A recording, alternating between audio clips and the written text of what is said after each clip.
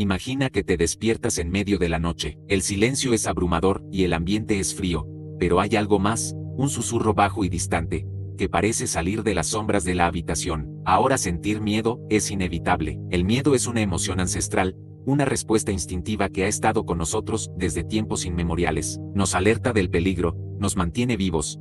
Pero, ¿qué sucede cuando el miedo se convierte en nuestro único compañero? La protagonista de nuestra historia es Clara. Desde pequeña, Clara ha tenido una relación compleja con la oscuridad. De niña, se escondía bajo las sábanas, convencida de que cualquier sombra podía cobrar vida. A medida que creció, esas sombras se transformaron en algo más que simples formas. Comenzó a escuchar susurros. La primera vez, pensó que era su imaginación, pero con el tiempo, se volvió una constante que le aterraba. Aquellos susurros hablaban de sus miedos más profundos, el fracaso, la soledad, el rechazo. Cada palabra era un recordatorio de lo vulnerable que se sentía en un mundo que a menudo parecía hostil y aterrador. Aquí es donde el miedo se vuelve un monstruo tangible. El miedo no solo es la reacción a un peligro físico o psicológico, es la sombra de nuestras inseguridades y de nuestras heridas emocionales. Clara, atrapada en este ciclo, decide enfrentarse a la fuente de sus miedos. En su mente, piensa que el acto de confrontar lo desconocido podría liberarla. Sin embargo, en lugar de encontrar respuestas,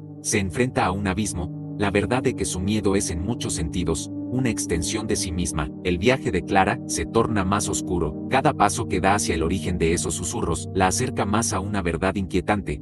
No hay un monstruo en la oscuridad. El verdadero monstruo es su propia mente y sus mayores temores. Como dijo Carl Jung, lo que niegas te somete, lo que aceptas te transforma. Clara, en su lucha, empieza a entender que su miedo no puede ser simplemente erradicado, debe ser entendido y aceptado. En su confrontación final, Clara se da cuenta de que aquellos susurros eran manifestaciones de su propia ansiedad. En lugar de huir, decide abrazar sus miedos. Acepta que la oscuridad no es un enemigo, sino un espacio donde puede explorar su propia vulnerabilidad. Así, el miedo se transforma y ya no es solo terror, sino una invitación a la introspección. El acto de confrontar el miedo nos permite no solo sobrevivir, sino también crecer. A veces, el miedo se presenta como un muro que creemos insuperable. Clara elige decidir enfrentarse a su propio abismo que la atormenta. Al final, el miedo, en todas sus formas, se convierte en una parte integral de nuestra existencia. Nos recuerda que somos humanos, que tenemos emociones, que somos complejos, y en ese reconocimiento,